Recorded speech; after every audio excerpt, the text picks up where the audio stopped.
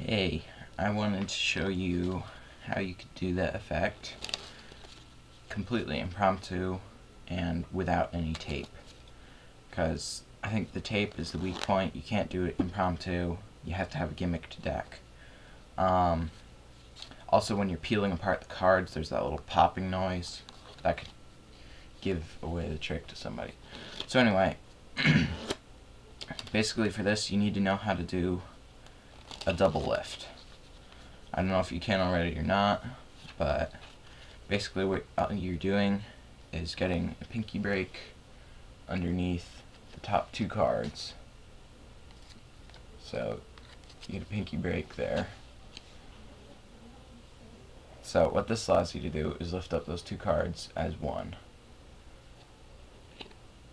You can see that there's the 4 of diamonds, and double lifted, it's the 6 of hearts.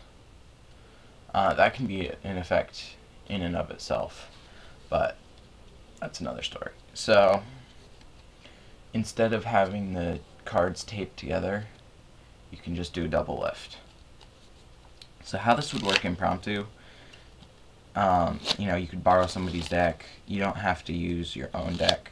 It is a little bit stronger of an effect if you use the aces, but if somebody asks you to do a card trick, you can just do it completely impromptu. So basically what you're going to do is just ask them, they can shuffle it, you can show them it's a normal deck, do whatever you want. Then what you're going to do is just ask them to pick a card. So let's say they pick this one here, and that is the King of Spades. So what you're going to do is put this back on top of the deck, and you're going to catch a double lift at this point. Now there are a couple ways to do this. You can slide the cards over slightly and pull them back with your pinky under the top two cards, or you can do a strike double lift, which I can't do very well. But basically what you do is you just kind of feel how many is two cards. You just bevel the deck over slightly, like that. So you got kind of a slant, and then you just pick up the top two cards there. So that's the 4 of diamonds. But anyway, however you do it, catch a double lift, and you can show them that their card is gone. Now, before you do this, you can tap it, wave your hand over it, do whatever you want as a magic effect. You can riffle the cards, but show that this card has now jumped to the top of the deck. So then what you're going to do is put it back on, but still keep your break. So you can show that, yes, it's still there.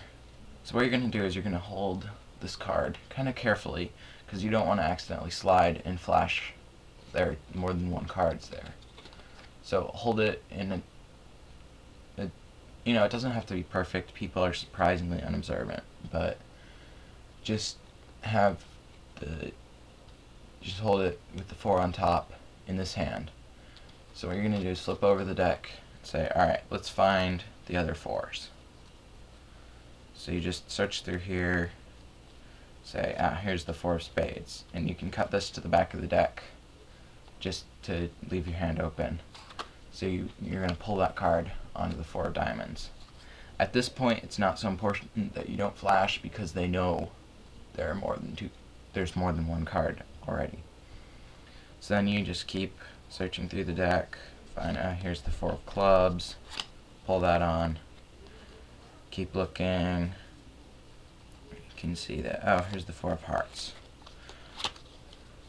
So now at this point, you can show that you've got the 4 of hearts, the 4 of clubs, the 4 of spades, and the 4 of diamonds.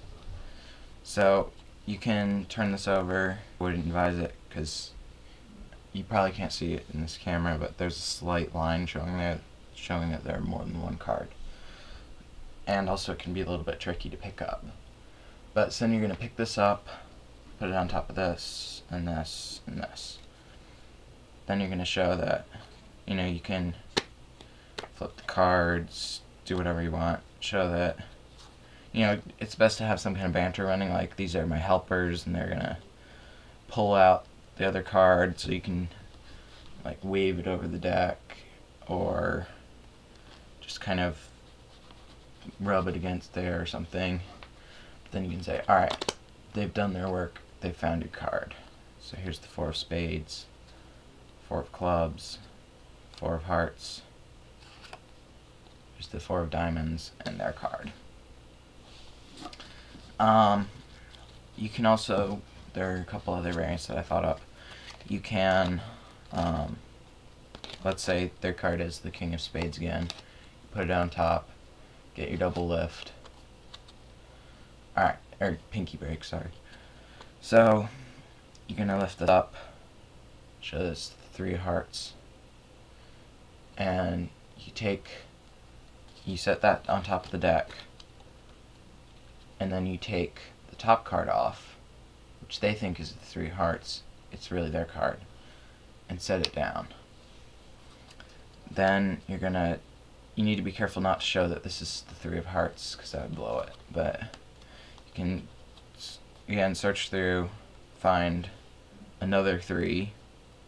Now, this is where you're going to want to pay attention, because since this is the 3 of hearts, the other red 3, or in this case blue, since I have the dragon back deck, but you need to keep track of where this card goes.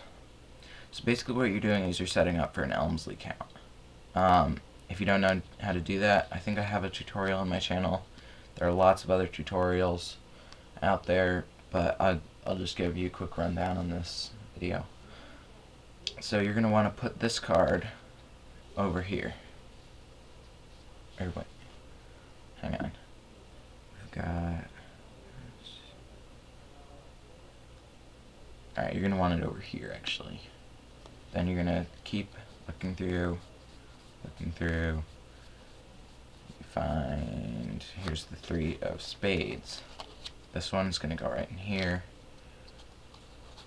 Keep looking through. Here's the 3 of clubs. So that's going to go down there.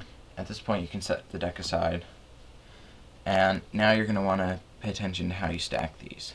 Take this card, put it on top of this one, which is actually their card, on top of this one, on top of this one. Now, you're set up perfectly for an Elmsley count. So what you're going to do is, the way an Elmsley count works is you show one card 2 times instead of this card here that you're hiding. So it looks pretty convincing. You can say you've got 1, 2, 3, 4 threes.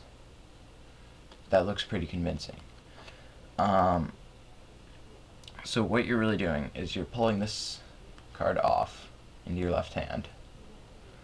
Now as you're going back to take the next card, what you're really doing is you're setting this 3 of diamonds on the bottom of the pack. At the same time, you're kind of pushing these next 2 cards together. Oops. Oh, sorry, this wasn't set up. Alright, there we go. So you're going to take the 3 of diamonds off. Then you're going to kind of pull back this bottom card, and at the same time push forward these top 2 cards so they come away as 1. So you've got this 3 of diamonds getting set back underneath. You've got these 2 cards now. Then you're going to take this one and this one. So why it's so important that you set it up right is that you get a red card shown twice and a black card shown twice. If it was like this, for example, then you'd have a black card, a red card, a black, and a black. That's a little bit obvious. Now, sometimes if it doesn't go right, they'll be able to see that, you know, they'll remember that, oh wait, there were 2 3 of diamonds there. In that case, you just, you know, your cover's blown. It's a little bit risky that way, but most people will not notice. So anyway, you do the Elmsley count. and then you say, alright, you know that card that I magicked up to the top of the deck, the Three of Hearts. I'm going to get that card to sacrifice itself and swap out with your card from the deck. So you can like slide it through. You can try to slide it through the deck like that. And say, alright, here we go. Got the Three of Diamonds, Three of Spades, Three of Clubs, and your card. And then you can show that the Three of Hearts is gone. It's no longer on the top of the deck. Now why it's no longer on the top of the deck is because, remember earlier when we were searching through, whenever we reached a card, we would cut this to the top of the deck. So they might remember that. Again, they might not. They most likely will not. And hopefully they'll be blown away. So that's the way I would do the trick. Your way is perfectly good. I just think it might be a little bit more convincing without the tape. You know, a little bit more credible without the tape. Also, that allows you to do it impromptu, and it lets the spectator, you know, shuffle the cards. It lets them inspect the deck, make sure it's not rigged. It lets you use their own deck, which they know is not rigged. So, anyway, there is the tutorial. Alright.